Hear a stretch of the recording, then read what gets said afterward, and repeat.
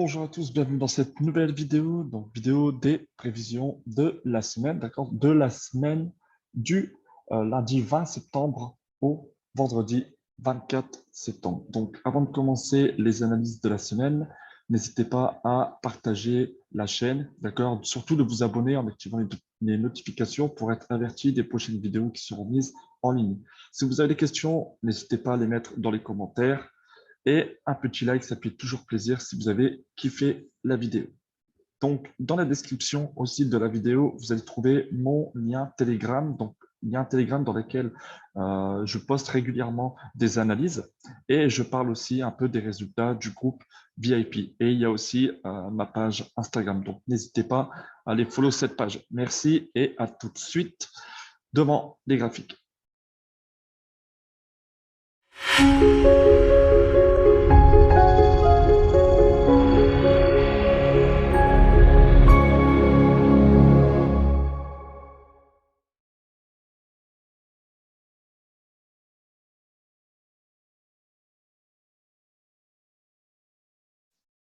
Voilà, donc comme d'habitude, nous nous retrouvons sur la plateforme TradingView. Donc, cette semaine, on va voir ensemble les paires concernées, donc la UDCHF, l'euro NZD, le GBP AUD, le GBP CHF, le NZD CHF et comme d'habitude, donc le gold.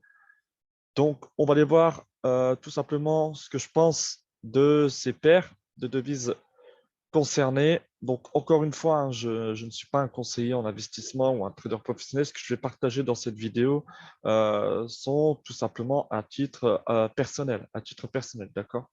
Donc, en aucun cas, ce sont des obligations d'achat et de vente d'actifs financiers.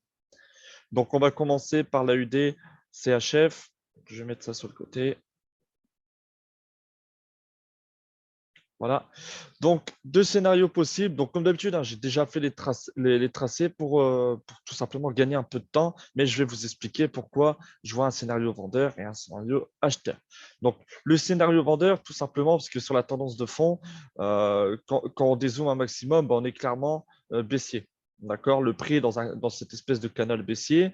Nous avons cassé ici cette ligne de tendance baissière. Le prix stagne un peu sur cette zone de résistance. Donc, on travaille ici, on travaille ici, on travaille ici et encore ici. D'accord.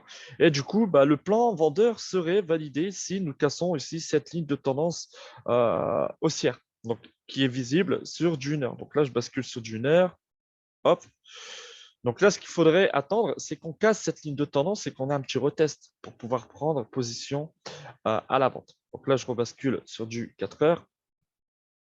Il faudrait qu'on ait tout simplement ce mouvement-là baissier. Donc, cette cassure, un retest, et on irait chercher, pourquoi pas, la ligne de tendance opposée, c'est qui fait office de support dans ce canal baissier. À l'inverse, pour le plan acheteur, nous attendrons tout simplement la cassure de cette résistance qui deviendrait support. Donc, une franche cassure, un retest, et là, on irait chercher la prochaine zone de résistance qui est ici. Vous voyez, ici, on travaille fortement la zone de résistance. Donc, pour l'AUD-CHF, pour le plan haussier, il faudra être patient, mais pour le plan baissier, on attend juste la cassure de cette ligne de tendance et un retest au pire des cas. Donc, ça, c'est pour l'AUD-CHF. Donc, maintenant, on va passer à l'euro-NZD. L'euro-NZD, donc, c'est un setup, un plan de cette semaine hein, que j'ai gardé du coup parce que euh, je le trouve pas mal et pour moi il est toujours valide. Donc le plan haussier comme d'habitude, il faut attendre tout simplement qu'on revienne sur notre point d'entrée pour essayer de choper l'achat. D'accord. Ensuite pour le plan vendeur, on attend cette zone, donc la cassure du plus bas ici, qui est ici, et un retest serait suffisant pour prétendre à une position vendeuse pour aller chercher des plus bas. D'accord. Donc là, on reste toujours sur le plan haussier. Pourquoi? Parce qu'on a cassé cette ligne de tendance et cette zone de résistance qui sert maintenant de support. Donc, attendons que le prix revienne sur cette zone pour pouvoir reprendre une position acheteuse, tout simplement. Donc, pour ceux qui sont en position encore, donc n'hésitez pas à placer votre break-even ou à vous replacer si votre break-even a été touché. GBPAUD. Alors là, nous sommes sur des niveaux de retracement de Fibonacci. Donc, nous sommes sur le niveau actuel actuellement sur le niveau des 61,8 du Fibonacci, donc de ce mouvement baissier. Donc, du point le plus haut ici vers le point le plus bas, j'ai tracé le Fibo et ça nous a donné les 4 zones de retracement. Donc là, on est actuellement aussi sur une zone de support-résistance.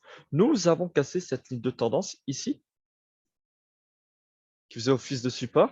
On a une cassure à retest. Bon, là, le prix peut très certainement aller chercher des plus bas pour le scénario vendeur. On a tout ce qu'il nous faut comme confirmation pour prétendre à une baisse du marché. Donc, la résistance, donc là, qui tient bon, qui est aussi le niveau 61,8 du Fibonacci, la cassure de la ligne de tendance haussière et le retest.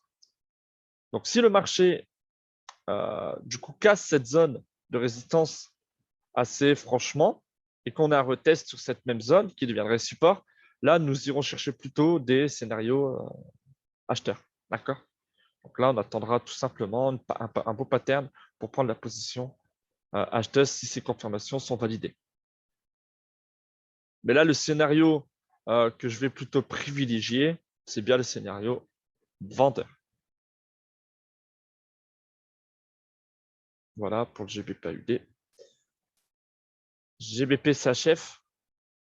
Donc là, il faut dézoomer un maximum et on peut observer que le prix est tout simplement sur une très grosse zone de résistance. Le prix est actuellement aussi dans un canal haussier. Maintenant, on va se rapprocher du prix pour tout simplement attendre nos différentes confirmations.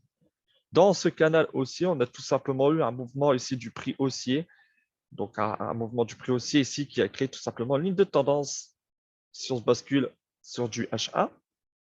Et cette ligne de tendance, tout simplement, nous attendrons qu'elle soit cassée, qu'on a un retest sur la même zone de résistance pour qu'on puisse prendre ici une position vendeuse. Position vendeuse long terme, d'accord? Donc, on va rebasculer. Donc là, en fait, ce serait les confirmations 1 heure pour rentrer sur une position swing avec les objectifs 4 heures.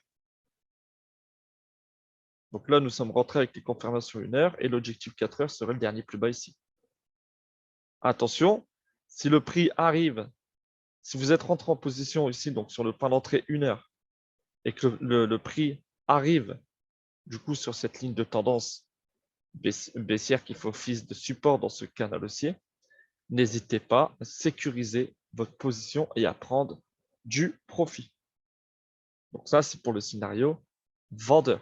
Maintenant, pour le scénario acheteur, on attend juste la cassure de cette résistance, donc une franche cassure, et un beau retest serait le bienvenu pour pouvoir se positionner à l'achat et aller chercher tout simplement le dernier plus haut qui est ici. Donc la zone du dernier plus haut ici. Voilà pour le GBP CHF. Donc, je vais répéter un peu pour la position sur les vendeuses avec les confirmations lunaires. Il faut juste attendre tout simplement la cassure de la ligne de tendance qui est ici haussière. On attend juste un beau retest sur cette même zone de résistance et là on peut envisager la vente. Et surtout si le prix arrive dans cette zone, donc s'il rejoint cette ligne de tendance haussière et que vous êtes en position, n'hésitez pas à placer votre break-even, votre SL sur votre point d'entrée et prenez un peu de profit et laissez tourner, tout simplement. Donc ça, c'est pour le GBP CHF. Maintenant, on va aller voir le NZD CHF. Donc là, ce qui se passe, donc là, comme d'habitude, hein, deux scénarios, un acheteur, un vendeur. Donc là, le prix est tout simplement dans cette espèce de flag haussier, en fait, dans ce drapeau, dans ce canal même haussier.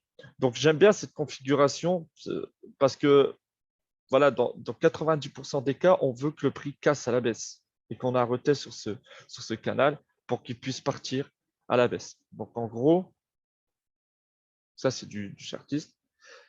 Donc après un mouvement haussier du prix, le prix va tout simplement se consolider, mais en créant des hauts de plus en plus hauts avec des bas de plus en plus bas, créant ainsi cette espèce de canal haussier, mais qui est précédé d'un mouvement haussier.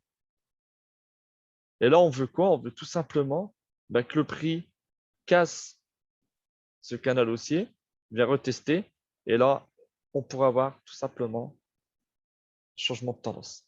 Donc ça, c'est une figure chartiste qui prévoit un changement de tendance et pas une continuité de tendance. Et c'est ce que nous avons ici. Donc, nous avons la hausse du prix, cette compression, donc cette réaction du prix qui crée tout simplement un canal haussier ou un drapeau haussier, ou appelez ça comme vous voulez. Mais en tout cas, ça, c'est une figure de retournement. Alors, attention, je ne prendrai pas position à la cassure, mais vraiment la cassure de cette zone de support. D'accord? Donc, le prix peut tout simplement casser, avoir une réaction haussière pour retester le canal, et là, venir casser la zone de support qui deviendrait résistance. Et là, uniquement là, je prendrai position, d'où mon point d'entrée juste en dessous de cette zone de support. À l'inverse, si le prix ne respecte pas ce scénario vendeur, on peut tout simplement avoir un scénario acheteur que si on casse cette zone de résistance, qu'on a un retest, parce qu'on peut retoucher notre ligne de tendance ici qui faut fixe de résistance, un retest, et là, on peut prendre la position acheteuse. D'accord? Donc ça, c'est pour le NZD CHF. Je vais supprimer tout ça. Voilà. Donc là, il faudrait être patient. Et ensuite, le gold. Donc, le gold, c'est toujours le setup de cette semaine, hein. Donc, du coup, on attendait que le prix coule. Et là, tout simplement, on est en position. Donc là, sécurisez, prenez du profit pour ceux qui sont rentrés en position. Mais j'attendrai maintenant pour prendre une position acheteuse que le prix atteigne cette zone de support. Et là, je basculerai sur du H1 et avec nos différentes confirmations, donc cassure de trade ou un beau press action, une englobante ou un beau doji, de beaux rejets sur cette zone, là, j'anticiperai, enfin, je couperai mes positions vendeuses et je prendrai tout simplement une position acheteuse, d'accord, pour aller rejoindre la zone de résistance qui est ici, qui était auparavant support. Donc là, rien ne change.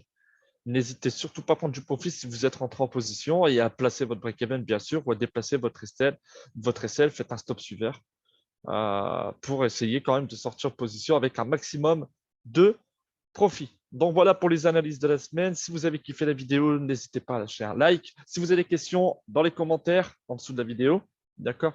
N'hésitez pas à vous abonner à la chaîne, d'activer les notifications pour être averti des prochaines vidéos qui seront mises en ligne. Aussi, dans la description de la vidéo, vous allez retrouver tout simplement le lien Telegram, donc de mon canal Telegram, là où je poste régulièrement des analyses, donc en moyenne 2 analyses par jour. Et je parle aussi un peu des résultats du groupe VIP. Et j'ai aussi ma page Instagram, donc n'hésitez pas à aller follow cette page. Donc, quant à moi, il ne me reste plus qu'à vous dire un excellent dimanche à vous et très bonne semaine de trading. À très vite, les amis traders. Ciao.